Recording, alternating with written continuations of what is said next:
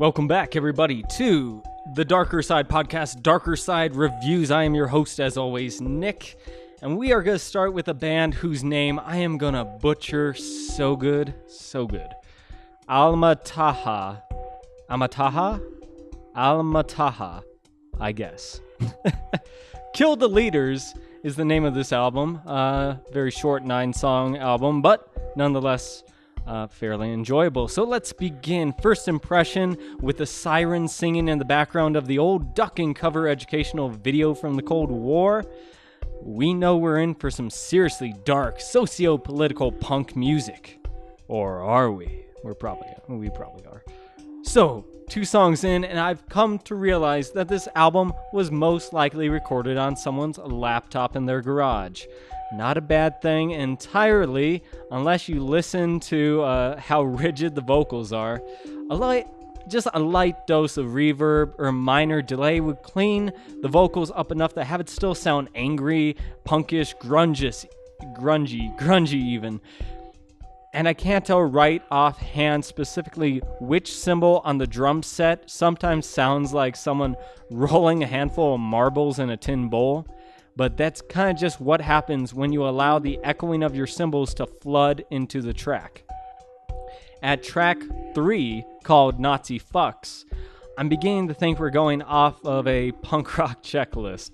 Yes, nobody actually likes Nazis, except maybe Nazis. Funny how that works. We get it. But does it have to be a constant trademark track on every punk rock record these days? And I might as well have copy and pasted my notes on the Nazi song with the following track, Hypocritical Faith, that attacks, drumroll, religion. Macho Dickhead, which is a song, by the way, has a pretty entertaining intro to it. I can't quite peg where it's from, but it reminds me of the dry, blunt humor of Salt Lake City punk. Now, I'm a moderate, and track 6 of this album clearly attacks Donald Trump for the first 20 seconds or so. That's fine, keep your beliefs, say what you will. But every other band out there, punk or not, has already written 2 albums, an EP, several music videos, and a few full-length documentaries using Trump as their poster boy.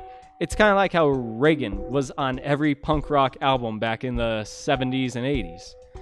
Track 7, American Taliban, surprised me only because the band utilized multiple vocals in the choruses.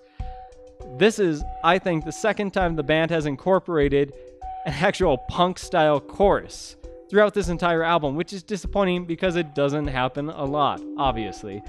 Overall, I hate to pick on Almataha for this.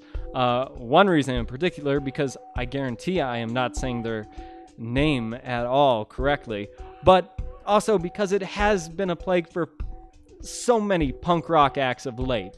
This whole spewing of what's wrong with the country and never providing a solution of some sort. The final track of the album finally just says, hey, fuck it, you know?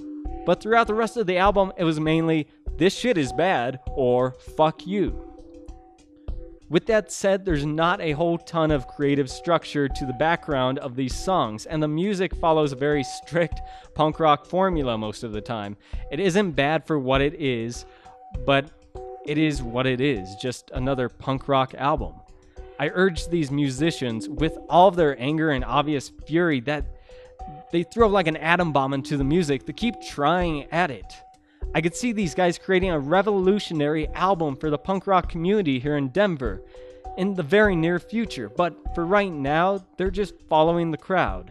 Though, P.S., I was singing the anthem to American Taliban for an hour after listening to the album, so something definitely caught my ear.